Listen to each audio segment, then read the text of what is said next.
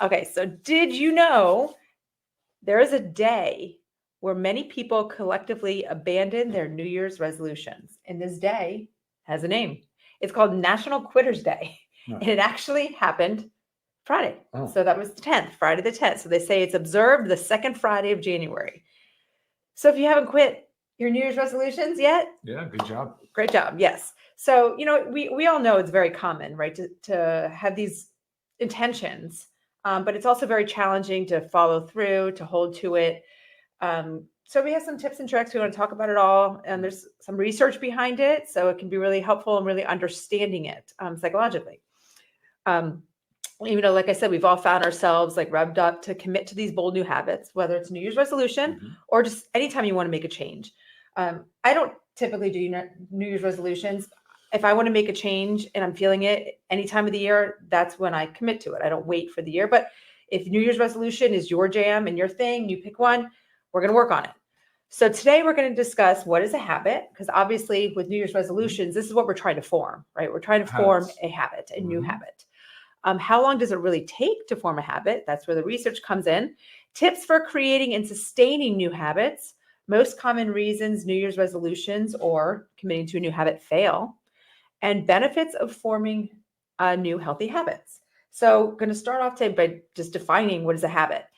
A habit is generally defined as something that's performed automatically without much thought. Habits tend to feel like part of us, right? Part of the fabric of our life, because we do them subconsciously, and they don't require motivation anymore to do, right? So what are some examples maybe?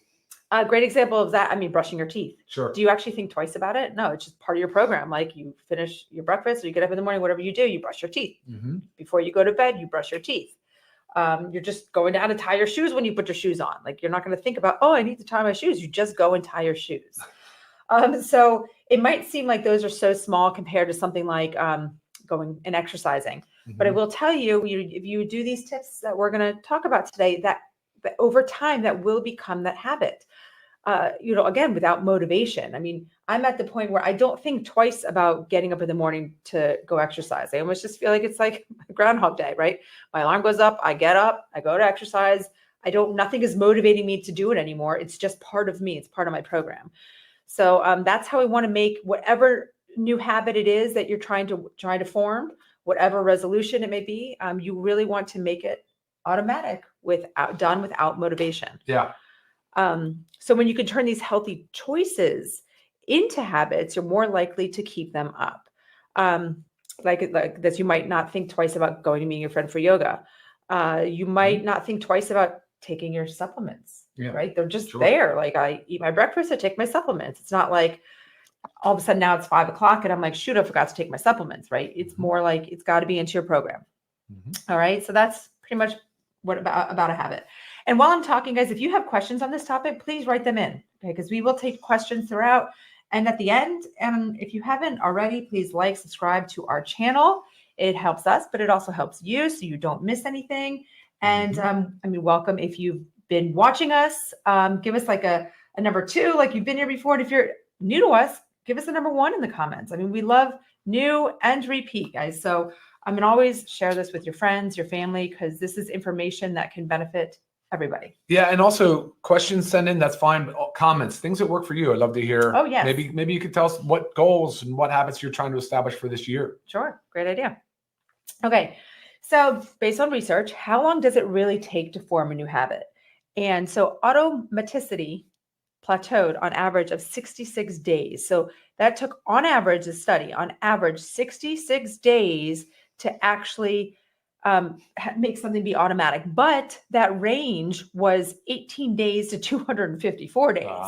So remember, I'm just saying the average was 66. So it's helpful to think about maybe it's about 10 weeks, okay, based on daily repetition, right? So you can't like do something Tuesday and Friday and then expect in 10 weeks it's going to be a habit. Daily repetition, give yourself that guide of like 10 weeks, give or take, right? Because we're all very different. And that's how long it's going to take. So I want that to help you understand that I don't want you to lose the motivation of like, God, I've been doing this for 2 weeks and I just can't do it anymore. Nothing's changing. I don't feel any better. You've got to give it time and Yeah. More time requires less motivation. Remember that. What else? Okay, yes. So our behavior gets progressively easier. I was just talking about that.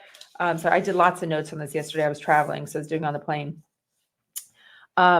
They say another study was to give yourself 2 to 3 months. So same thing, close to that 10 weeks. So, and again, that's to make a behavior become second nature, right? Second nature. What else? Well, we're not experts. We're not. Sure. Yeah, we don't study, really specialize in this space. We're talking a lot about some research Lisa's done and kind of practical things that work for us. And there is a book I want to mention though, and an author. It's called. The name of the book is Atomic Habits. The author is James Clear, I believe, and powerful, very smart author, and. So I encountered that when I was researching this topic today. So there's some pretty powerful stuff in that book. Nice. Yeah. All right. And so while there's not that magic number, right, that we need to follow, there's tips that can help you form this long-lasting routine. And typically it's something to better your health, your life. So here's some tips that are recommended by the experts. So practice habit stacking. So link a goal you want to achieve to a habit you already do regularly, using an established routine as a trigger to prompt you to perform the new behavior. Right? Yeah. Can you think of an example for something you do? Okay. So a habit that I already do regularly. I would say sauna, and then you stack your cold plunging. Right. Is that an example? Right. So if you say you already are going on a walk every day, but your goal is to start strength training, right? That's great. So you get up, you tie your shoes, you get it all on, and you go, or whenever you're going to do your walk. And then at the end, you stack on 15, 20 minutes of strength training, right? So you're already rolling into it. So instead of like trying to start something, I mean, your motivation is already there. So it just makes it easier to roll right into it, right? So, I mean, that can think about other examples as we're going through, but track your progress. This is a big one because a lot of times if you're feeling that lack of motivation, but you've tracked your progress, you can go back and look at it. So there's apps for it. There's free apps for this. A journal is so great. You know, writing in a journal is a very healthy thing anyways. So you don't have to write a book, just write what you did that day. You know, write how long, if it's exercise, how long you exercise. If it's, you know, taking your supplements, it seems so minor to write down. Like I took my daily essentials pack, my factor 4, and my super reds and super greens today. Great. Okay. Like you just making sure, like it's almost also holding yourself accountable. Like when you start to write I think down. that as you're talking, that's what I'm thinking. I'm just thinking accountability. Yeah. The whole time. Because I think journaling and writing and documenting is a lot of work, you know, and if that's your habit, if that's what you're trying to form, if that's your goal, then great. You can kind of do both at the same time. But yeah, that's another step. Sure. Definitely. Be kind to yourself. This is a big one because we get so hard on ourselves. And once you get hard on yourself, you're just like, you almost like throw all your progress out the window. So say maybe this is diet related and you're just having a day and you get something that's not healthy. And then you're just like, oh, I just ruined it all. I'm done. I'm not doing this anymore. No, be kind to yourself. If you slip up, don't give up. Like use these setbacks as learning opportunities, right? and then recommit to your goal, right? So I cheated on my diet. Okay, well, I'm fine. I'm human, right? I'm back on it tomorrow. We're good. So just again, recommitting. And if you're writing this stuff down, I mean, you write that down too, and then you can look at how many days that you were so solid with what you were doing, and you know, be positive about that. This is also, I think, extremely important one is choose narrow goals over broad goals. So example, don't just say my New Year's resolution is to lose weight. That is a big New Year's resolution. Of course, that's the, that's the end goal. But how are we going to get there? Let's start small. So let's start small by cleaning up our diet. So step 1 is I'm going to focus on removing processed foods, right? Or I'm going to eat my, body weight in pounds or my ideal body weight in grams of protein. I'm going to increase my protein intake, right? Using our like protein powders and just increasing your protein intake.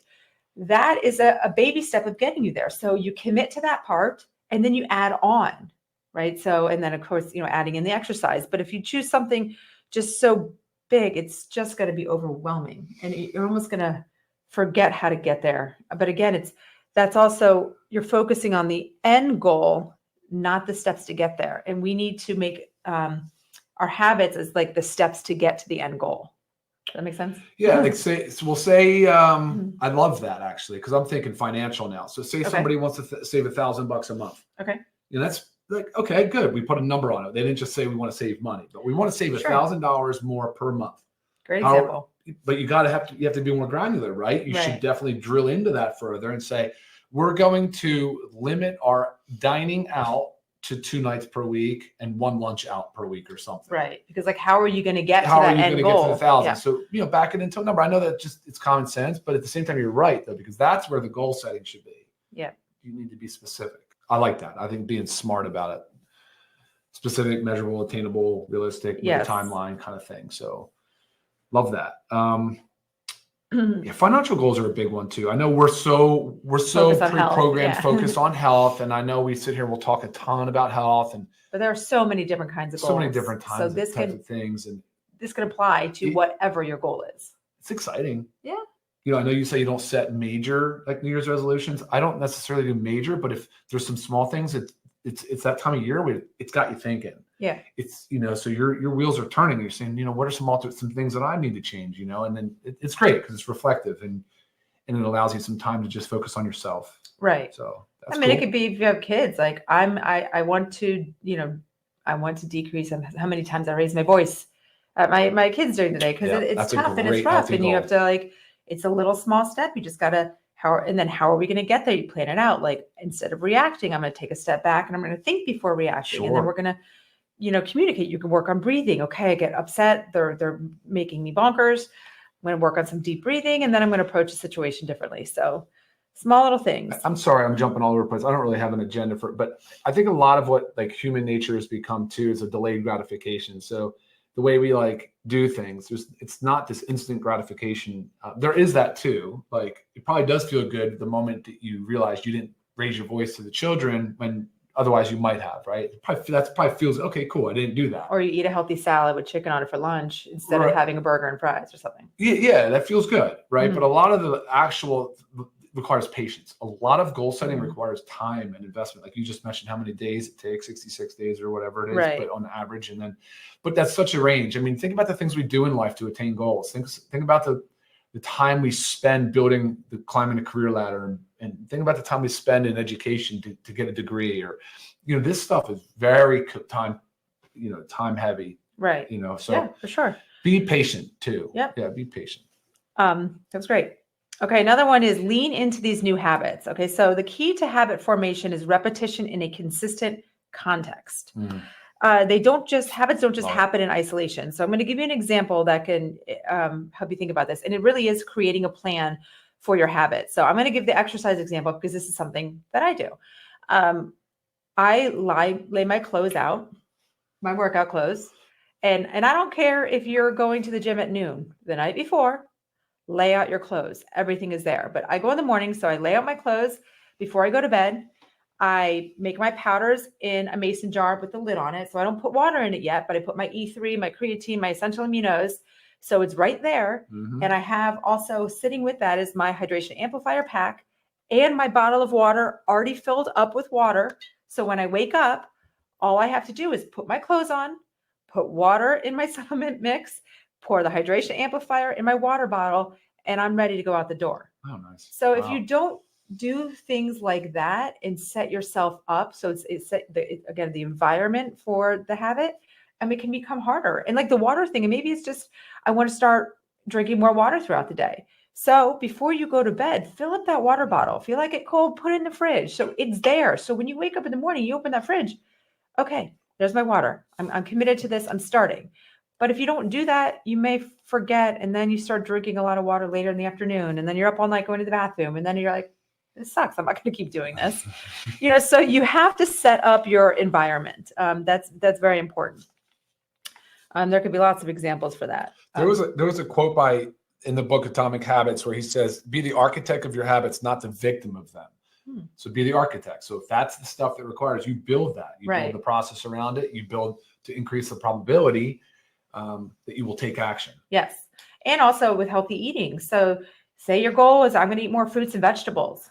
Okay. Well, when you go to the store and buy the fruit and vegetables, wash them, cut them, have them sitting in the forefront of your fridge so that when you're hungry and you're not really wanting to do much work, you're starving, you open it up and there they are. If they're not cleaned and they're put away, then the thought of now I got to take them out, I got to wash everything, I got to chop everything. So just prepare, do the grocery store and add that extra step in there because you're going to go to the grocery store, take another 15 minutes and just wash and chop your fruits and vegetables. That way, again, it's ready for you. And also another good resolution is meal prepping. I don't know if anybody did that out there. If you did, awesome. Raise your hand. That is freaking meal prepping is huge. Huge. And that's the same thing. When you go to the grocery store, start doing the meal prep. Or I like to do Sundays. This week's going to be a little tough because I got home at midnight last night from traveling, but I usually do it on Sundays and I just set aside a few hours and I don't leave, I don't leave the kitchen, but we put on music in the house. If it's a sunny day, this is going to sound funny, but sometimes I put my bathing suit on with like a cover up. So I kind of feel like I'm like out there, even though I'm not. Or I'll use the grill if I want to be outside if it's a gorgeous day. So I'll take all of my meats and some vegetables and use the grill to prep. So there's always ways to fit it in. Okay, that was a lot. Just another one is have fun. You've got to make it fun for yourself. So if exercise is something that your goal, but you decide like because your best friend or your coworker does kickboxing, so you're going to join Jane doing kickboxing. But then you're in kickboxing, you're like, I hate kickboxing. Well, that's not the only form of exercise. Fun. So find something that you like that's going to be motivating for you. Try different classes. A lot of gyms or even the little small ones that do the classes, they'll offer a free class. So try it and see what you think you're going to enjoy the most, right? And then go for it. Or it's like if you hate lentils and you're like, well, I'm going to increase my protein by eating lentils, but you hate lentils. I mean, are you really going to stick with that? Yeah, probably not. So find a protein source that you like. If you love smoothies, use our protein powder, make smoothies. You can even use our protein powder in baked goods, anywhere to do it. But again, enjoyment. You got to enjoy it. Otherwise, you're not going to stick to it, right? And that's why I also talk about when it comes to diets, let's not do like some crazy diet, or maybe if you're going to do it, know that you're just going to do it as a step to get to that stable, healthy eating. But if you say, I'm going to go keto for a whole year, that's extreme. And the chances of you sticking to that, are rough. But I'm going to do 3 months of keto to get my body on track, to get the weight loss down, to get my blood sugar in check.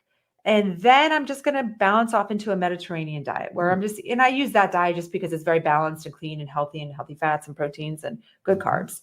So that was just another example. Make it really easy to commit. So habit formation requires a level of honesty with yourself, which is very true. Sure. And that goes back to like, don't be so hard on yourself. Like slip ups happen, just recommit immediately. Right?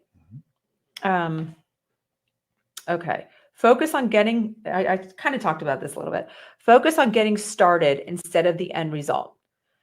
So if like your goal is to exercise more, you have to think about all those steps. So I'm going to go join this gym. Okay. And then I'm going to go there 3 days a week. And then I'm going to increase that. Like it can even be like each week is like a little step getting to your end result. But again, if you just focus so far on the end, the process of getting there can also be very overwhelming to the point where you shut down and then you're over it. Right? Yeah. Absolutely. Okay. All right. Well, that was a lot on tips because that's what we wanted to be most about. But most common reasons New Year's resolutions fail. Okay. We're not going to go crazy on this because some of it is what we just said. But the most common that people... Let me take a guess. Okay. Too broad. Pretty much. The most common reason that people abandon their resolutions is because they set goals that are overly ambitious or unrealistic. Instead of saying, I'm going to lose 20 pounds, it's I'm going to lose 100 pounds. Like that sounds great, but that's really aggressive. Or I am never going to eat a single processed food again. Okay. Well, In hindsight, that sounds great, but that's also very hard. So you have to give yourself like the grace of it's not healthy. It's not realistic. Right. And that's what I like to do when it comes to like diet and stuff or anything. It's like an 80-20 rule, because you have to give yourself that little leeway to not be so strict and stressful. Yeah. So again, and here it goes. When you start off too big, too vague, and without anything to help buffer, people typically get overwhelmed. They don't get very far, and they give up before they ever really started. So these are all kind of the same thing. Set specific goals along with developing a plan to accomplish it. So that's another reason why they fail, is they don't set those specific goals. Okay, yeah, and this is just an example I wrote down. Instead of saying I'm going to exercise more in 2025. Okay, great. But I'm going to choose to exercise for 10 minutes per day for the first week, and then 20 minutes per day the second week. Or not per day, 5 days a week, whatever works for you. So again, it's about getting there. So you can't just say that I'm going to exercise more in 2025. How are you going to do it? Unrealistic expectations of the duration of the habit formation process can lead the person to give up during the learning phase. So this goes back, this is scientific. There is a learning phase. And if you set these unrealistic expectations, maybe like I'm going to lose 20 pounds in 2 months, very unrealistic. So don't set those expectations, because then during that learning phase, you end up giving up, and then you've never really, you've got to cross over there. And know, when you are in this learning phase, the motivation that is required decreases. At first, it's going to take a heck of a lot of motivation each day to get you going. And this is all in that learning phase. But as you keep doing it week after week, that motivation that's needed is not going to be as extreme, as intense. Things are going to start to become habitual, start to become automatic. Okay, so that was just kind of simple of most common reasons people quit or fail or don't make it past National Quitters Day, which is kind of funny because it is only 2 weeks in. So I feel like it should be a little longer than that. But okay, so benefits of forming healthy habits. And this is, again, this is anything that we're changing a new habit. It always is beneficial for the health. If it's not yelling at your kids as much, it's working under stress, if it's financial goals, if it's exercise, diet, whatever it may be, these are all healthy habits that better our life. So, and when you commit to long-term fitness and wellness habits, you'll see a positive ripple effect across your entire life. So other things will come naturally more easy. That's why I always say, when we're working on the 7 pillars of health that we always talk about, starting with supplementation, because you start to feel better and then you get that ripple effect. I'm feeling better now. I have the energy. So now I'm going to bring that exercise into it. Yeah. And oh my gosh, I'm feeling so good after exercise, and I want to eat something so healthy after I exercise. So again, you see this positive ripple effect in your life. Yeah. Things just start to become better. And then you get the negative feedback too. So when you eat that crappy food and you're like, ooh, gosh, I don't feel that so good after that. Your gut feels bad. Yeah. You feel bad about yourself. It gets to your brain. So it reinforces all of those positive changes you've made. Yes, 100%. Love it. So if there's one universal truth about habit formation, it's things will get in the way. No matter how committed we are. Yep. This is real life. Things get in the way. Sure. Life always happens. It can muck up our best intentions. So instead of feeling defeated by obstacles that will inevitably creep up, plan for them. So kind of think about them ahead of time.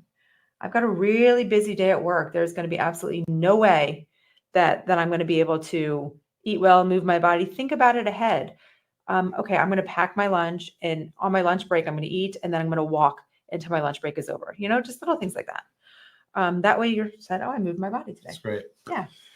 All right. I think there's something to be said too about some of the background noise in your brain. So somebody was saying that they use words as resolutions, where you can say capable. I don't know what word they put, and so just kind of reiterate that to yourself, remind yourself, and something too, say you set a goal for to be healthy. It's very broad, right? Mm-hmm. But say it's something specific about food or movement or more frequent breaks up from your desk to move your body more, just overall to be more healthy in the background of your brain. So you're parking in the parking lot. What would the more healthy me do? Park further away, walk. Mm-hmm. What would the more healthy version of myself do? They would take the stairs and not the elevator. that kind of thing, right? And I know I remember there was a story about these rowers that were trying to compete in the Olympics, and they said their behaviors had to change to be competitive. So they were always said, well, what's going to make me a faster rower? Will the French fries make me a faster rower, or should I choose a healthier cruciferous vegetable? Right. And I think that's the background noise. And so using that as motivation can be very, very powerful too. The challenge though is to remind yourself to think that way. Yes. It's like, how do I keep that running quietly, subconsciously moving through my brain, in those times of need where your brain is busy because somebody just literally pulled in front of you, or, you're running and rushing to get to your children's next appointment. Yeah. And sometimes it's just, we have to slow down. And I'm guilty of this too. Like just that constant hurry, go, go, go. But we have to just, you don't have to like really like take time and slow down, but just take a breath. Yeah, sure. Breathing powers. I mean, there's a lot of breathing comments in here. Yeah. The Wim Hof method every day. Yes. I love that. There's a lot of that too, being conscious of your surroundings, being aware, self-aware, right. These different things, but yes, that's the stuff I'm working on. Right. I agree. Yeah. I just learned a breathing technique this weekend. I was with a group of girls, and, everybody, we always get take home messages of tips and tricks, but it's when you do with your 4 count, inhale and exhale, you say easy and calm, but you spell it out. So EASY. CALM, and you don't have to do it for long until all of a sudden you're like, okay, and then you can focus. You can think about what you're doing. So I mean, some of these things seem simple, but guys, you just have to find what works for you. I was going to say, what works for Ryan doesn't necessarily work for me or the person next to me. Or so, listen to people's suggestion, take tips, but take what works for you. Yeah, because this is all about you bettering yourself. And like Tina says here, think ahead. So summer is coming. So okay, summer is coming. Use that as your motivation. Great. Whatever works. Right. Absolutely. Set specific goals. Give yourself grace. Yes, Gail. Writing things down, I think, is powerful. A lot of you guys are talking about journaling and writing, and that is powerful because it's accountability. Sure. Especially if you keep something consistent so that you're addressing what exercise, what level of movement did you achieve today? Like, say you answer that every day in your journal. Right. Definitely. Okay. Albert says, any suggestions for over 65 to get realistic results? I mean, all of this applies to any age. Everyone. But Albert, if you haven't watched our training on the 7 pillars of health, watch that, because that can help you pick one of those pillars, right? And work on that. So each pillar, make that each a new goal, a new habit that you want to form. And once you perfect that habit, say 10 weeks, add another pillar in there. And I mean, you will see realistic results. Right? Yes. Yes. But there's lots of great comments. People just loving the information. So we hope that this helps you guys. And someone says, be proud of who you are. Alan, it's very true. Be proud of who you are. Nice, Alan. Yeah. I mean, self-love. Embrace your uniqueness. Again, yeah. Ooh, we all are different, and we're supposed to be that way. I try to tell my kids that all the time, because when as kids start to compare themselves to like everything, like we're not all supposed to be like that. If we were, this world would be a horrible place. Like if we were all the same. It'd be very boring. Yes. Let them. Awesome. Alan, you've got a lot of good ones here today, bud. Yeah. But I mean, I appreciate these comments. I hope today helped. Because again, we're still at the beginning. I'm sure most of you, hopefully all of you, have made it past National Quitters Day. And if you're thinking about how things are getting harder, remember that 10 weeks is like an average. So again, give yourself the grace and just be consistent. Don't worry. Don't let setbacks really set you back. Recommit right after that setback. Because again, we're human. It's natural. And yeah. Love it. Good job, Lisa. You guys can do it all. Always here for more questions. You can email me, lisa@livegood.com. Again, we do these every Monday at noon, just some type of health topic. If we have new products, we bring that to the table, and we'll always start to circle back around to other products. So we know we have lots of new followers, and there's always new. I mean, health, nutrition, science, it's forever changing and growing and evolving. So there's always new information out there. We will not be here next Monday, unfortunately. Our daughter is in a volleyball tournament, and now because she's in the older bracket, they're typically 3-day tournaments. Oof. So we will be in Orlando for that Saturday, Sunday, Monday. Okay. Yeah. So we'll miss you guys, but we'll be back the following Monday. Maybe the new product launch. We will see. Yeah, we will. All right. Take care, guys. Bye now. Bye.